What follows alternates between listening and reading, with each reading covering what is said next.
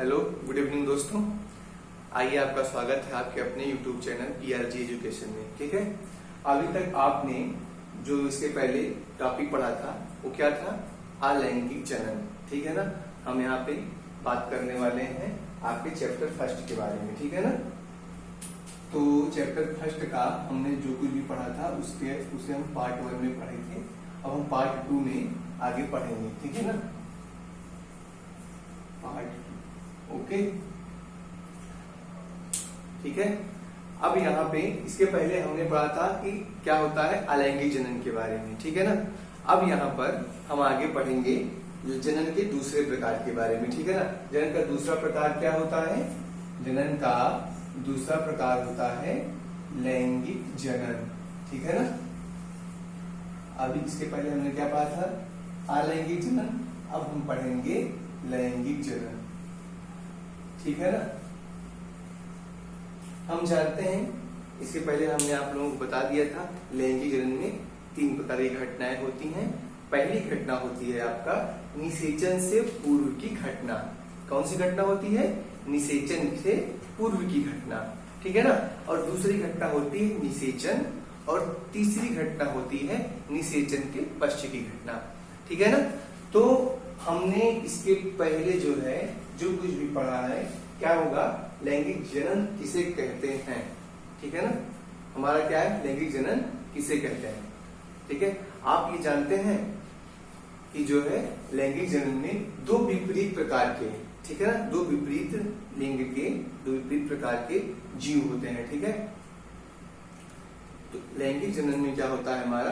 ठीक है, हम क्या देखेंगे कि जब 2 विपरीत, क्या होता है?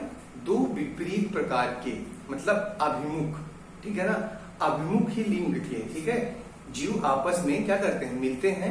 तो उनसे जो नए जीवों का उत्पन्न, मतलब जो नए जीव पैदा होते हैं, जो नए जीव बनते हैं, ठीक है ना, तो वहां पे क्या होता है? लैंगिक जनन की प्रक्रिया होती है। ठीक है ना। तो हम क्या करेंगे यहाँ पे हम ये देखेंगे, जैसे मान लेते हैं कि आपका ये क्या है? लैंगिक जनन में हमने ये पढ़ा था कि उसमें 2 प्रकार के अलग अलग जीवों की आवश्यकता नहीं होती है। ठीक है ना। जैसे मान लेते हैं, मतलब 2 अलग अलग लिंगी जीवों की आवश्यकता नहीं होती है। इसमें क्या होता है? जैसे मान लेते हैं एक जीव ये है, ठीक है ना, एक जीव ये है, ठीक है ना। जब ये दोनों आपस में क्रॉस करेंगे, आपस में मिलेंगे, तब क्या होगा? नए जीव का निर्माण होगा। ठीक है ना। नए जीव का निर्माण होगा, जिसे हम संतति बोलते हैं। क्या बोलते हैं? संतति बोलते हैं। ठीक है ना। लेकिन इसमें ये बात आती है कि कभी कभी क्या होता है, जैसे कुछ पादप है हमारे, ठीक है ना, हमारे क्या है?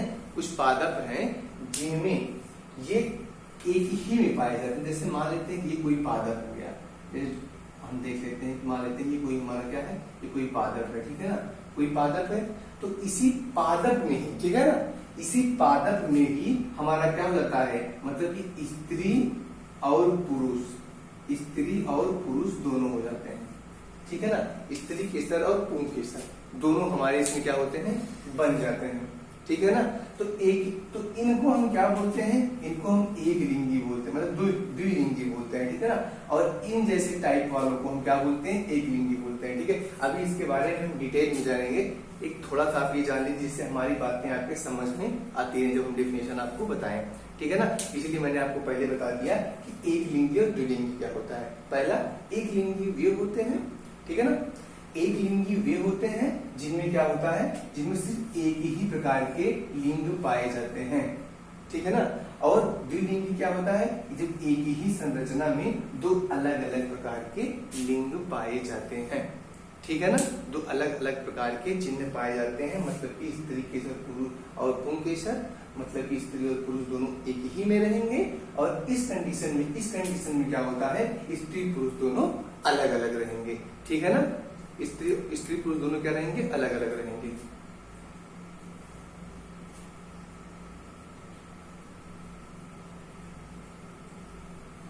आइए हम इसके आगे डिफिनेशन के बारे में जान लेते हैं क्या होता है, फिर हम एक एक बातों को अच्छे से क्लियर करते हुए चलेंगे। ठीक है ना।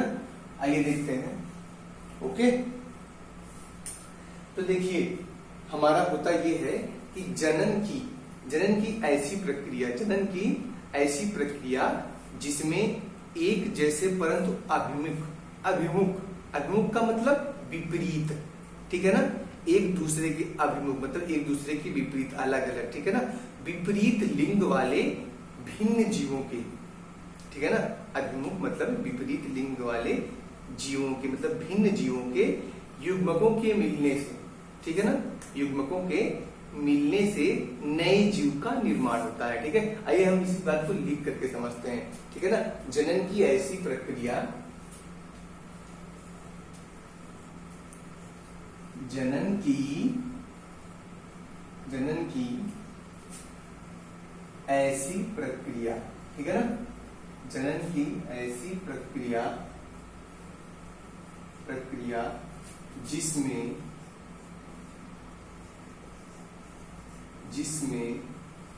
ठीक है ना, जनन की ऐसी प्रक्रिया जिसमें एक जैसे मतलब मानव भी होंगे, मानव के बारे में अगर हम बात करें तो मानव भी होंगे, चाहे स्त्री हो या पुरुष, दोनों मानव ही कहे जाते हैं, ठीक है ना। एक जैसे परंतु विपरीत,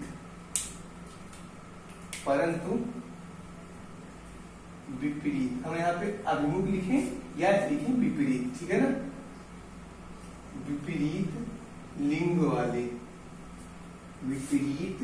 वाले जीवों के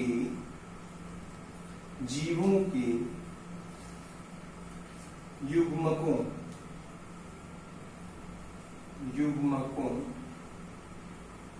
के मिलने से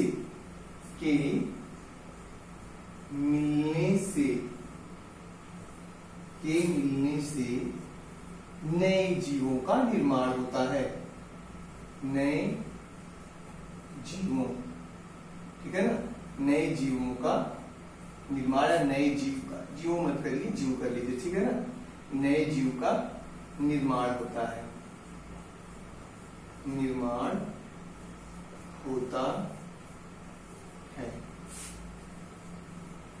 ठीक है ना। क्या कहलाता है? लैंगिक जनन कहलाता है, ठीक है।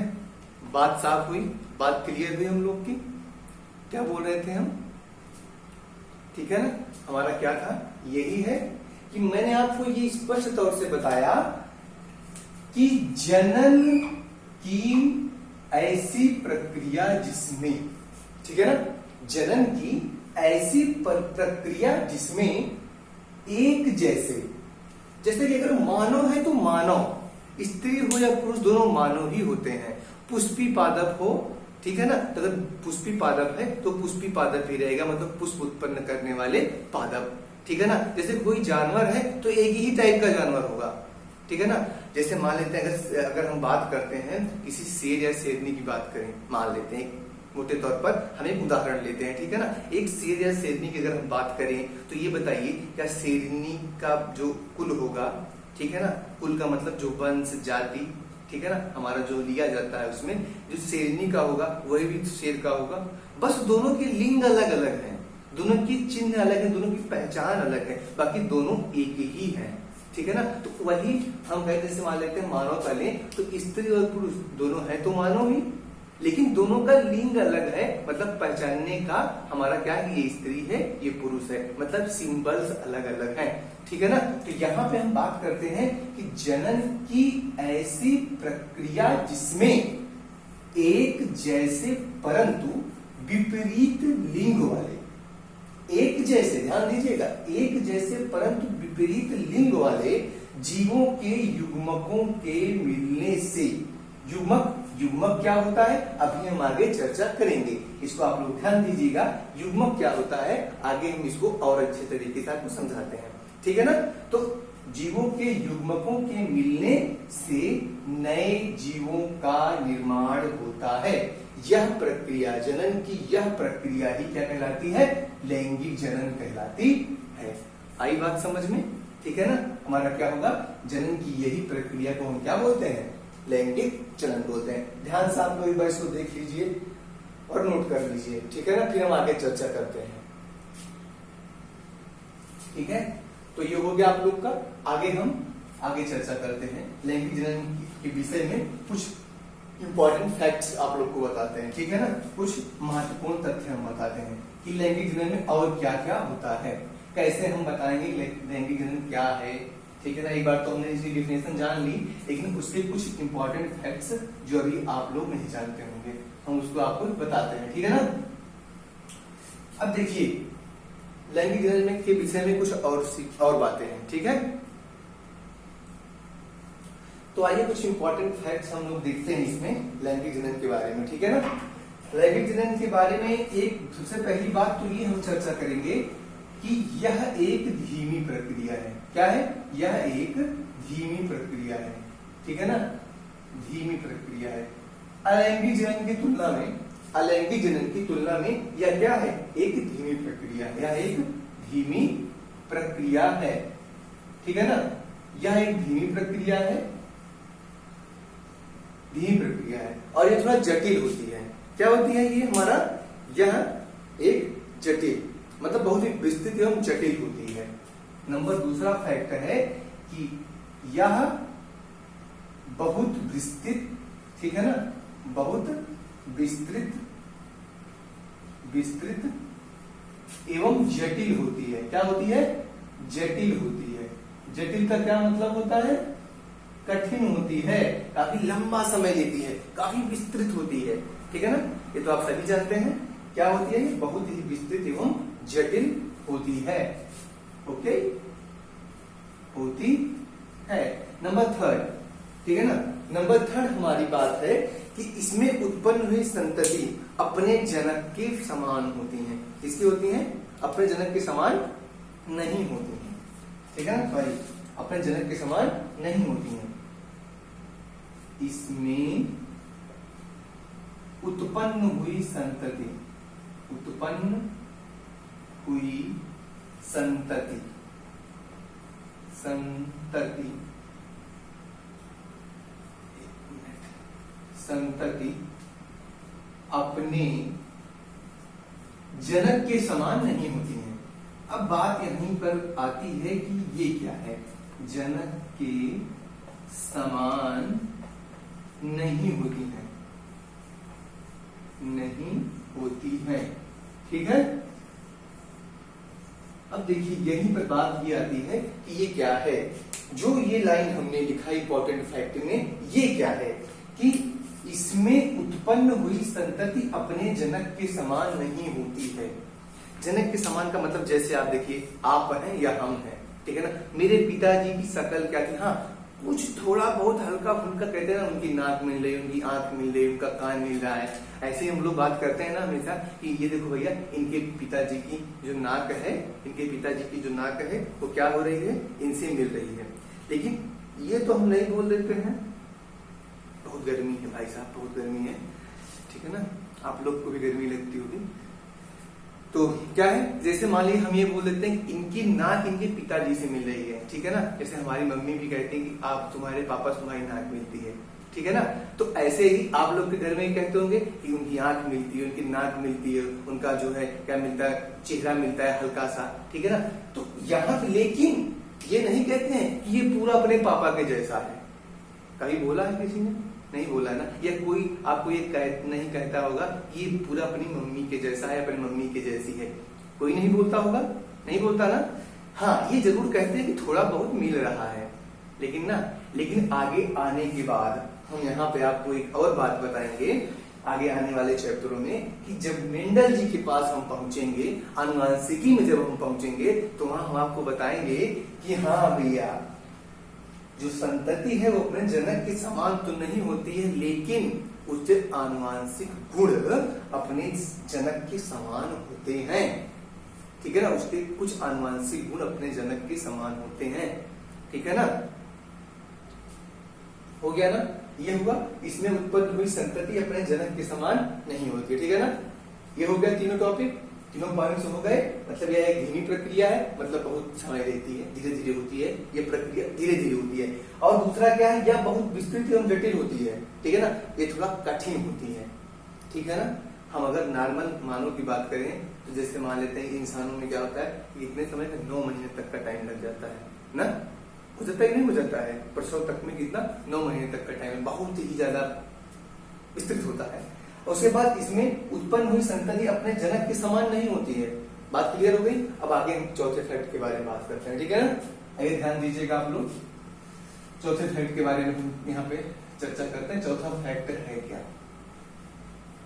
बढ़िया से आप लोग अच्छे से नोट्स बनाते चलिएगा और उम्मीद करते हैं कि आप लोगों को हमारी क्लास समझ में आ रही होगी, ठीक है। आगे चलते हैं हम। तो यहाँ पे देखिए इनकी संततियों की, ठीक है ना, इनकी संततियों की जो बाह्य आकार की होती है, बाह्य का मतलब बाहरी बनावट, ठीक है ना, बाहरी जो संरचना होती है वो तो समान नहीं होती है, लेकिन जब ये प्रजनन करते हैं, जब ये जनन करने के लिए एक दूसरे के सम्मुख आते हैं तो सेम पैटर्न को अपनाते हैं, सेम तरीके को अपनाते हैं। ये चौथा फैक्ट है। आइए लिखते हैं, फिर उसके बाद हम और अच्छे से समझाते हैं आपको, ठीक है ना। नंबर चौथा फैक्ट ये कहता है आपका, चौथा फैक्ट ये है कि इनकी बाह्य आकारिकी तो समान नहीं होती, ठीक है ना। इनकी संततियों की, ठीक है ना, संततियों की संततियों की बाह्य, ठीक है ना, बाह्य आकारिकी समान नहीं होती। क्या नहीं होती? समान नहीं होती, परंतु प्रजनन के समय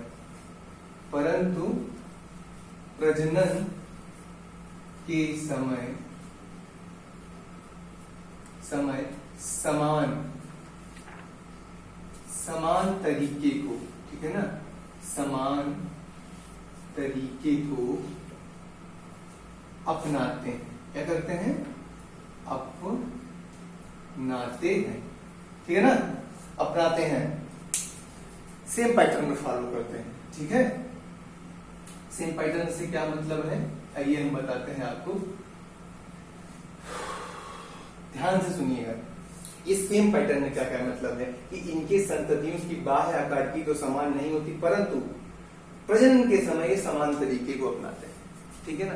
जैसा कि आप जानते हैं जो इनका जनक होगा, ठीक है ना, वो जिस तरीके से लैंगिक जनन करके और इनको उत्पन्न किया है, ठीक है ना, भले ही इनकी शकल उससे ना मिलती हो, अपने जनक से इनकी शकल ना मिलती हो, लेकिन जिस तरीके को इनके जनक ने इन्हें उत्पन्न करने के लिए अपनाया था, सेम तरीका, सेम पैटर्न, सेम प्रक्रिया ये अपनी नई संतति को उत्पन्न करने के लिए अपनाते हैं, ठीक है ना। जब एक किशोरावस्था में आ जाते हैं, जब इनका कायिक जो शरीर है, ठीक है ना, जो इनका शरीर है ये पूरी तरीके से विकसित हो जाता है और जनन करने के लिए तैयार हो जाता है, जनन करने के लिए क्या होता है, तैयार हो जाता है, तब ये क्या करते हैं, एक दूसरे के नजदीक आते हैं। एक दूसरे के जब नजदीक आते हैं तो वहां पर ये सेम पैटर्न, सेम तरीका जो इनके जनक थे, जिन्होंने इन्हें उत्पन्न किया,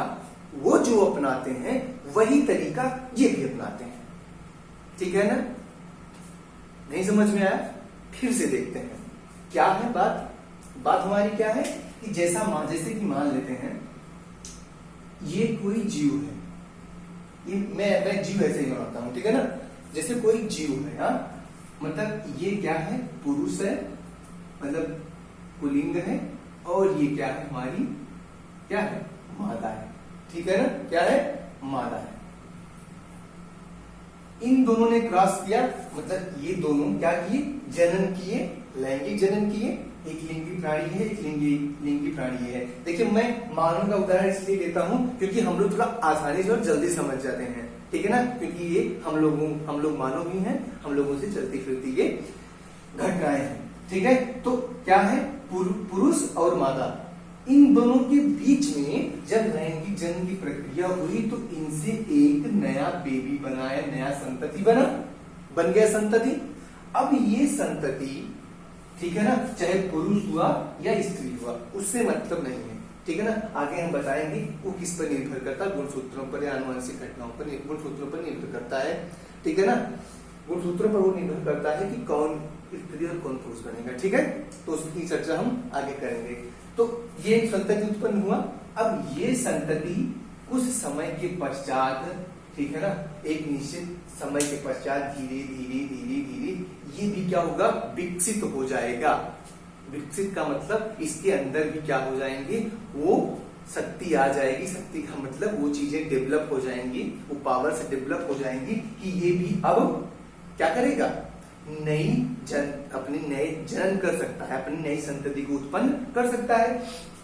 अगर ये नर हुआ या मादा हुआ तो ये अपने विपरीत लिंग वाले के निकट जाएगा। ठीक है, अगर नर हुआ तो मादा के निकट, और अगर मादा हुआ तो नर के निकट जाएगी। ठीक है ना, तो अब क्या हुआ कि इनकी शक्लें एक दूसरे से भले ना मैच कर रही हों, ठीक है, बट जब ये जनन करने के लिए तैयार होगा तो जो तरीका इन्होंने अपनाया था वही तरीका ये भी अपनाएगा।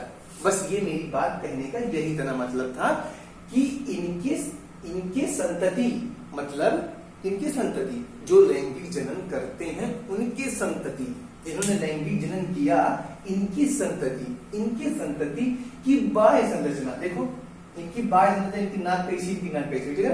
बाह्य संरचना मतलब बाह्य आकारिकी। आकारिकी का मतलब क्या होता है कि बाहरी संरचना, ठीक है ना, बाहरी आकारिकी का मतलब स्ट्रक्चर, बॉडी स्ट्रक्चर, ठीक है ना। आकारिकी समान नहीं, परंतु प्रजनन के समय समान तरीके को अपनाते हैं। ठीक है, बात समझ में आई, ठीक है ना। अब हम आगे नेक्स्ट फैक्ट के बारे में चर्चा करते हैं। ठीक है ना, नेक्स्ट फैक्ट के बारे में हम चर्चा करते हैं। आइए देखते हैं, जो पांचवें फैक्ट के बारे में हम चर्चा करते हैं, ये बातें तो आपके समझ में आ ही गई होंगी। ठीक है ना, तो पांचवा फैक्ट हमारा ये कहता है कि इसमें एक कंडीशन और छोटी सी होती है। ठीक है ना, इनकी संतति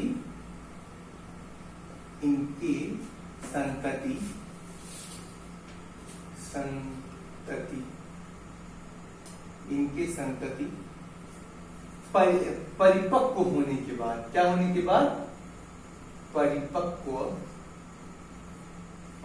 होने के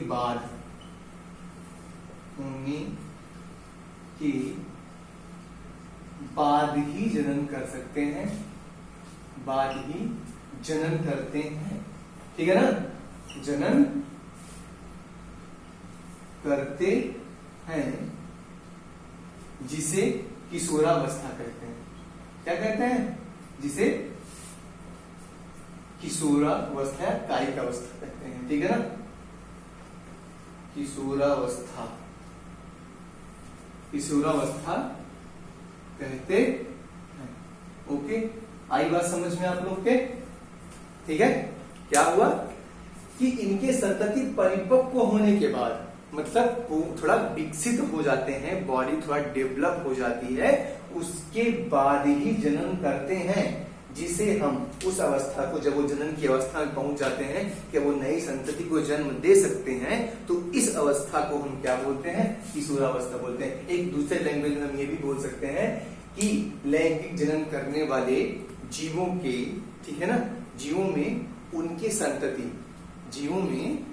संतति जब जनन करने के लिए तैयार हो जाते हैं या नई संतति उत्पन्न करने के लिए तैयार हो जाते हैं, परिपक्व हो जाते हैं, विकसित हो जाते हैं, तो उनकी इस अवस्था को हम किशोरावस्था कहते हैं। समझ गए? अगर आपसे कोई ये पूछ ले कि किशोरावस्था की परिभाषा क्या होती है भाई साहब, तो आप क्या बताएंगे? यही बताएंगे कि लैंगिक जनन करने वाले जीवों, ठीक है ना, लैंगिक जनन करने वाले जीवों की संतति जब परिपक्व होकर के और जनन करने की स्थिति में आ जाए, या नए जीवों को या नई संतति को उत्पन्न करने की स्थिति में आ जाती है या अवस्था में आ जाती है, तो उसे ही हम किशोरावस्था के नाम से जानते हैं। जैसे मन करे डिफिनेशन को आप वैसे तोड़ो, मरोड़ो और घुमाओ, वो आपके हाथ में है। ठीक है ना, और हम आपको बताएंगे कैसे तोड़ना है, मरोड़ना है और घुमाना है। ओके, आइए आगे अब नेक्स्ट टॉपिक पर हम चलते हैं। ये बात क्लियर हो गई, समझ में आ गई? ध्यान से देख लो, ना समझ में आएगा तो बताना हमको, ठीक है? ओके, आगे चलते हैं।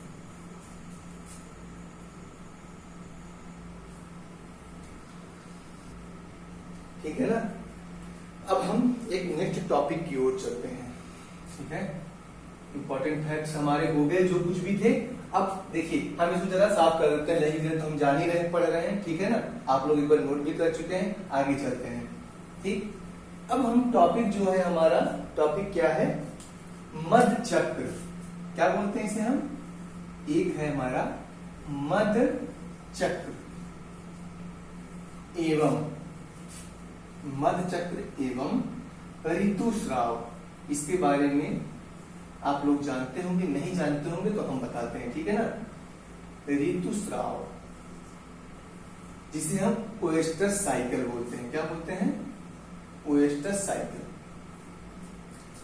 ठीक है ना? तो हमारा क्या है? मध्य चक्र एवं ऋतुस्राव। ठीक है, इसे हम क्या बोलते हैं? ओएस्टस साइकिल। ओएस्टस साइकिल, ठीक है ना? ओएस्टस साइकिल बोलते हैं।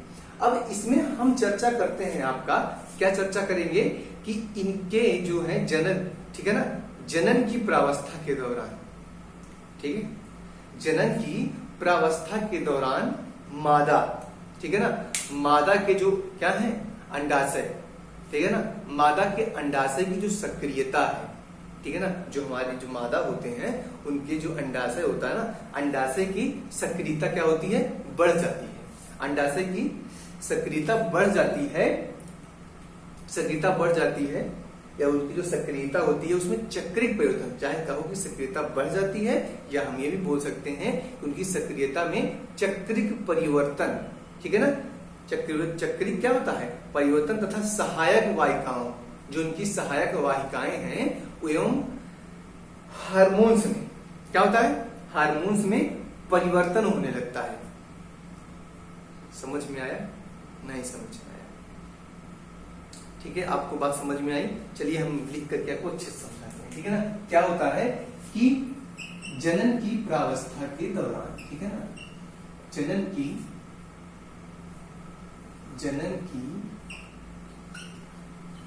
प्रावस्था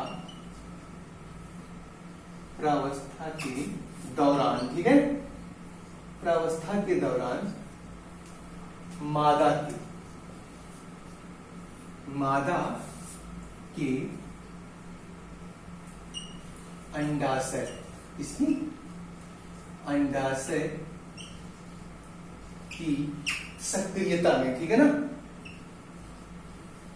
सक्रियता, ठीक है ना, सक्रियता में चक्रिक, सक्रियता में चक्रिक, ठीक है ना, सक्रियता में क्या होता है? चक्रिक तथा सहायक वाहिकाओं, ठीक है ना, तथा सहायक वाहिकाओं, सहायक वाहिकाओं, सहायक वाहिकाओं में सहायक वाहिकाओं एवं, ठीक है ना, एवं हार्मोन्स, सहायक वाहिकाओं एवं हार्मोन्स,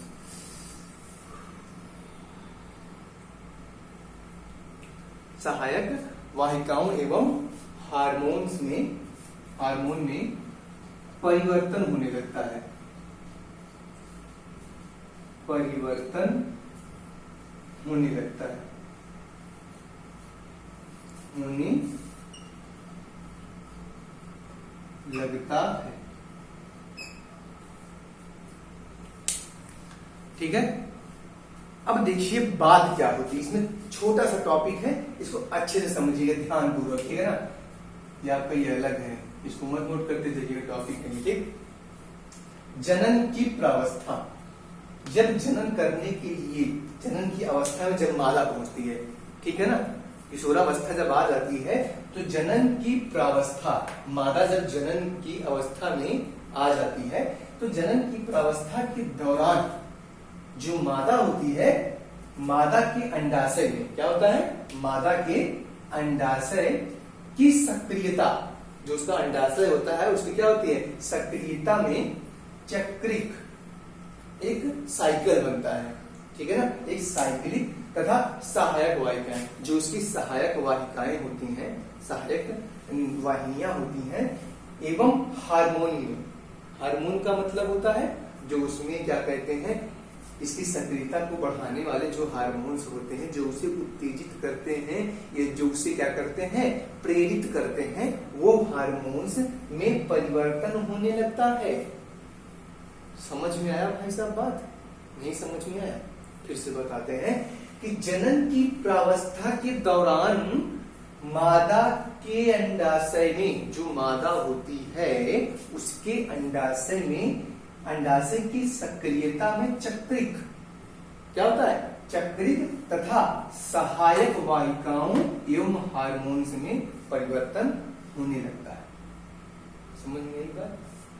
होने लगता है। इस प्रक्रिया को हम प्राइमेटो, प्राइमेटो का मतलब क्या हो गया, हमारे जो प्राइमेटो हैं उसमें बंदर या मनुष्य आते हैं, बंदर या मनुष्य आते हैं, तो उसे हम प्राइमेटो में ऋतुस्राव कहते हैं और नॉन प्राइमेटो में मधुचक्र कहते हैं। हुई बात क्लियर? बात समझ में आई? ठीक है, क्या बात समझ में आई आपके? जैसे कि ये इतना आप लोगों ने लिख लिया, ठीक है ना, ठीक, बात समझ में आई कि जनन की प्रावस्था के दौरान मादा के अंडाशय की सक्रियता में चक्रिक तथा सहायक वाहिकाओं एवं हार्मोन में परिवर्तन होने लगता है, ठीक है, होने लगता है। तो इस में क्या होता है, जो परिवर्तन होने लगता है, तो प्राइमेटो, ठीक है ना, नॉन प्राइमेटो पहले लिखते हैं, ठीक है ना, नॉन प्राइमेटो, अभी हम समझाएंगे आपको प्राइमेटो नॉन प्राइमेटो होते क्या, ठीक है ना, नॉन प्राइमेटो में इसे मधचक्र, नॉन प्राइमेटो में इसे मधचक्र में इसे मधचक्र, मधचक्र, नॉन प्राइमेटो में इसे मधचक्र कहते हैं। क्या कहते हैं? मधचक्र कहते हैं, ठीक है ना, मधचक्र कहते हैं। ठीक, समझ में आई बात? टेंशन मत लीजिए कि ये नॉन प्राइमेटो हम लिख दिए। अरे भाई साहब, नॉन प्राइमेटो लिखने तभी बताते हैं कि नॉन प्राइमेटो क्या होता है। ध्यान दीजिएगा, एक एक शब्द को हमने पहले ही बता दिया था अपने पहले ही पार्ट में कि हम एक एक टॉपिक को, एक एक शब्द को हम पूरा क्लियर करते चलेंगे, ठीक है ना। तो नॉन प्राइमेटो में इसे मधचक्र कहते हैं, ठीक, और उसके बाद प्राइमेटो में, ठीक है ना, प्राइमेटो में, प्राइमेटो में इसे ऋतुस्राव चक्र कहते हैं। क्या कहते हैं? ऋतुस्राव, ऋतु स्राव कहते हैं, ठीक है ना। आई बात समझ में? ध्यान दीजिएगा, फिर से एक बार आप लोग को बोल के बता देते हैं, समझा देते हैं। बात थी हमारे पास मधचक्र एवं ऋतुस्राव चक्र की, जिसे हम इंग्लिश में बोलते हैं ओएस्ट्रस साइकिल, ठीक है ना। तो हमने यहाँ पे आप लोगों को डिफिनेशन लिखाई कि जनन की जब प्रावस्था के लिए मादा तैयार हो जाती है या मादा तैयार होते हैं, तो उनकी जो अंडाशय है उनकी सक्रियता में एक चक्रिक परिवर्तन आता है, ठीक है ना, चक्रिक परिवर्तन आता है, तथा उनकी जो सहायक वाहिकाएं हैं एवं हार्मोन है उनमें भी एक चक्रिक परिवर्तन आता है, ठीक है ना, उनमें भी परिवर्तन होने लगता है। इस प्रक्रिया को, परिवर्तन की इस प्रक्रिया को, अंडाशय की परिवर्तन की इस प्रक्रिया को, ठीक है ना, अंडाशय के परिवर्तन की इस प्रक्रिया को, ठीक है ना, ऐसे अंडाशय के परिवर्तन की इस प्रक्रिया को, इस प्रकार की चेंज को हम नॉन प्राइमेटो जो जीव है, क्या है, नॉन प्राइमेटो जीव है, उसमें इसे हम मधचक्र, तथा प्राइमेटो जो जीव है उसमें हम इसे ऋतुस्राव चक्र कहते हैं। आ गई बात समझ में? Is that clear? अब हम आगे, ठीक है, हो गया ना ये बात। अब हम आगे नॉन प्राइमेटो क्या है, प्राइमेटो क्या है, इसको भी आपको जरा क्लियर कर देते हैं, नहीं आप लोग शंका में रहेंगे कि कहां से आ गए। ठीक है ना, हो गया, नोट हो गया। आइए आगे चलते हैं, ठीक है।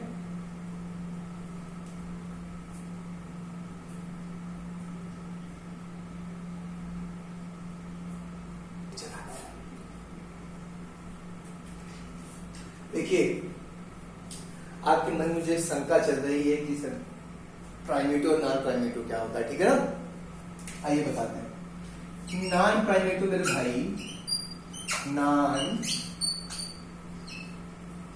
प्राइमेटो, नॉन प्राइमेटो जानते हैं कौन से जीव आते हैं, जैसे जो चार पैर वाले, ठीक है ना, क्या है, चार पैर, ऐसे समझ लीजिए, चार पैर वाले जो हैं वो नॉन प्राइमेटो में आते हैं, और जो दो पैर वाले हैं वो किसमें आते हैं, प्राइमेटो में आते हैं, ठीक है ना।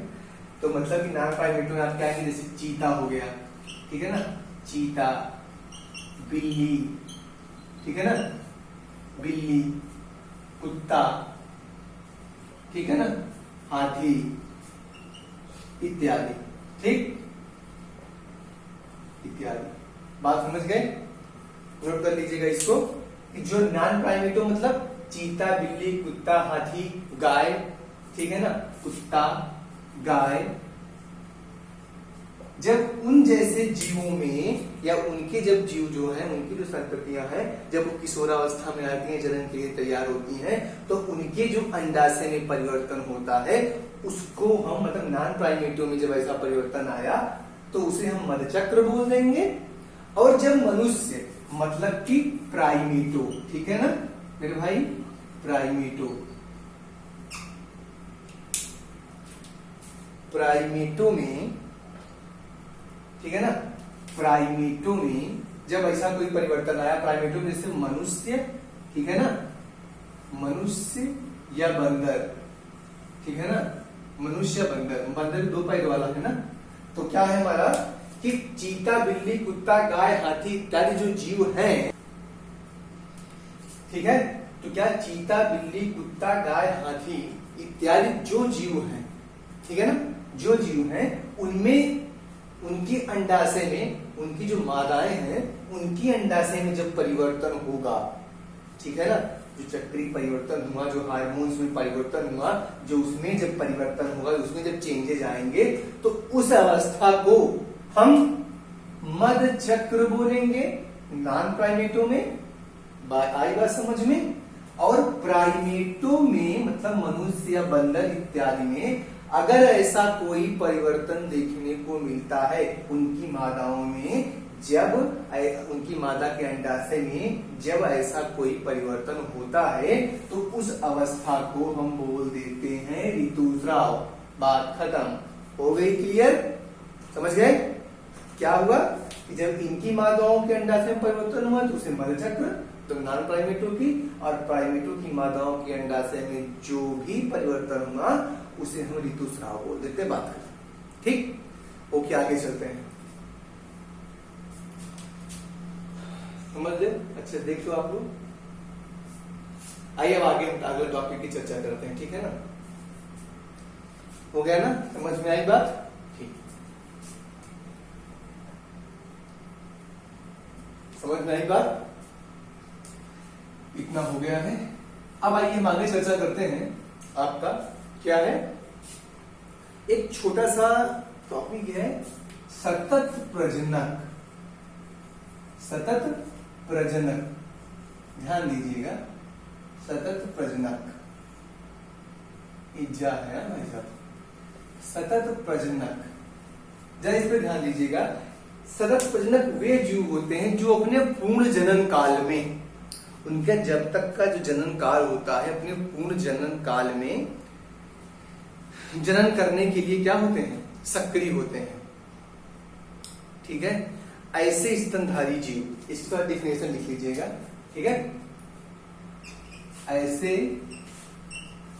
स्तनधारी जीव, स्तनधारी जीव जो अपने पूर्ण जनन काल में, पूर्ण जनन काल में, पूर्ण जनन काल में जनन करने के लिए सक्रिय होते हैं। जनन करने के लिए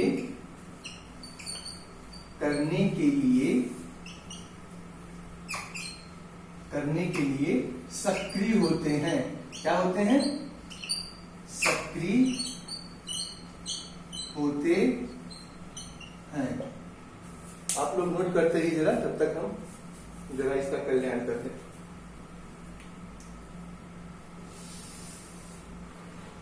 हो गया? समझ गए बात को? आप लोग नोट कर लिया आप लोगों ने?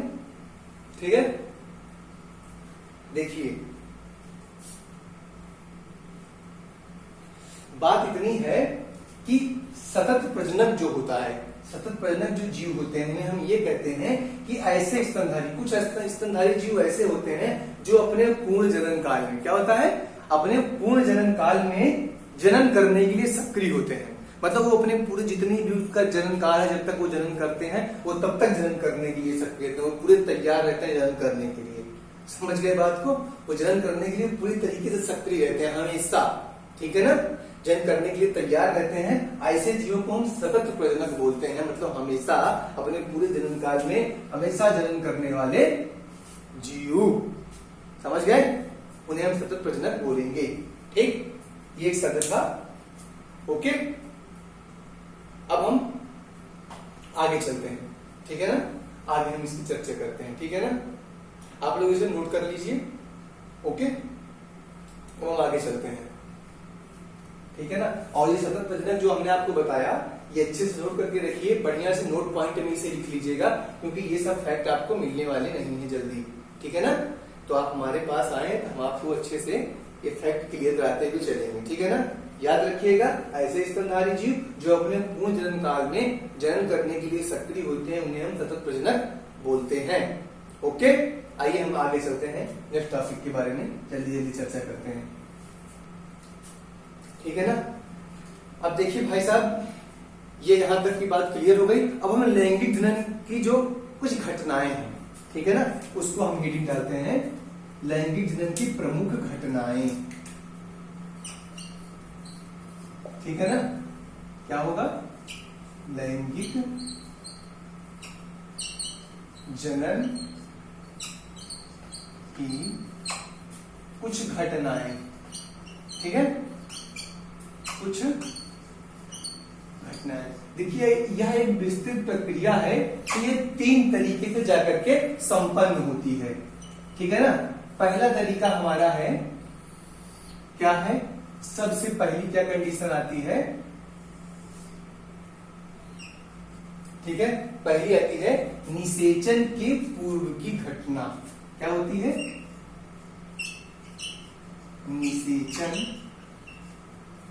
से पूर्व की घटना। पूर्व की घटना, निषेचन से पूर्व की घटना। ठीक, नेक्स्ट होता है निषेचन। नेक्स्ट होता है निषेचन, और तीसरा आता है निषेचन के बाद की घटना। निषेचन के पश्च की घटना या बाद की घटना?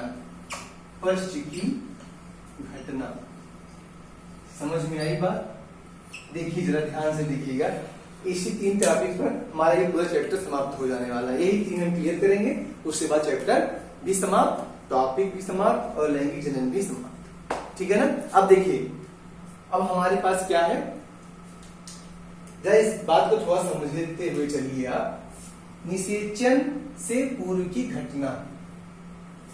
देखिए हमने अभी तक पूरे चैप्टर में जो कुछ भी पढ़ा उसमें सिर्फ इतनी सी बात थी हमारे पास कि 2 अलग अलग या विपरीत लिंग के, मतलब लैंगिक जनन में 2 अलग अलग क्या होते हैं, विपरीत लिंग के जीव होते हैं जो सन्निकट आते हैं, पास आते हैं, आपस में क्रॉस करते हैं और उसके बाद नए संतति का को जन्म देते हैं, ठीक है ना। तो उनका एक दूसरे के प्रति तैयार होना या उनका किशोरावस्था तक पहुंचना, ठीक है, जनन करने के लिए परिपक्व होना, ठीक है, ये सारी घटनाएं हमारा इसमें आती हैं, निषेचन से पूर्व की घटना में। कहाँ आती हैं? निषेचन से पूर्व की घटना में आ जाती हैं। और उसके बाद जब वो एक दूसरे के पास आते हैं और निषेचन हो जाता है, ठीक भाई साहब, निषेचन हो जाता है, संपर्क में आ जाते हैं, युग्मन हो जाता है, ठीक है ना, युग्मन हो जाता है, तो उसे हम बोलते हैं निषेचन। वो सारी घटनाएं हमारे निषेचन में आ जाएंगी। और उसके बाद उनके बाद जो नया संतति बनेगा, जो भ्रूण बनेगा, वो हमारा आ जाता है निषेचन के पश्चात की घटना में। आई बात समझ में? ये 3 प्रकार की घटनाएं हमारे लैंगिक जनन में को संपन्न कराने के लिए उत्तरदायी होती हैं। पहला निषेचन के पहले की घटना, फिर निषेचन और निषेचन की बाद की घटना। समझ गए बात को? और इसमें कुछ छोटे टॉपिक आने वाले हैं और उसे हम क्लियर कराते हुए चलेंगे, ठीक है ना। तो हमारे पास जो हमारा नया टॉपिक होने वाला है, वो टॉपिक हमारा नेक्स्ट होगा निषेचन से पूर्व की घटना। और आप लोगों को यही वर्क दिया जाता है कि आप लोग हमारा नेक्स्ट वीडियो, हम इसमें नेक्स्ट वीडियो में समझाएंगे आपको कि निषेचन से पूर्व की घटना कैसे होती है, उसमें क्या क्या होता है, क्या क्या कंटेंट्स है, हम सारी चीजें आपको बताएंगे। तब तक आप इसे अच्छे से पढ़ लीजिएगा और जो हमने अभी तक आपको सारी टॉपिक समझाई उसको अच्छे से क्लियर कर लीजिएगा। ओके, ठीक है ना। तो निषेचन से जो ये सब घटनाएं हैं, ये सारी चीजें हम आपको बताएंगे, ठीक है। और हाँ, मन लगा के पढ़िए, अच्छे से पढ़िए, ठीक है ना। और जितना हो सके आप लोग ध्यान दीजिए और इसे देखिए। ना समझ में आए 1 बार 2 बार 3 बार उसे अच्छे से देखिए, अच्छे से समझिए। और आपको यहाँ पे बिल्कुल आपको संदेह नहीं होगा कि हमने आपको कुछ बताया नहीं है। जो भी शब्द आएंगे, जो भी चीजें आएंगी, हम यहाँ पे आपको एकदम 1 by 1 क्लियर कराते हुए चलेंगे। Okay, thank you and God bless you. आप लोग अच्छे से पढ़िए।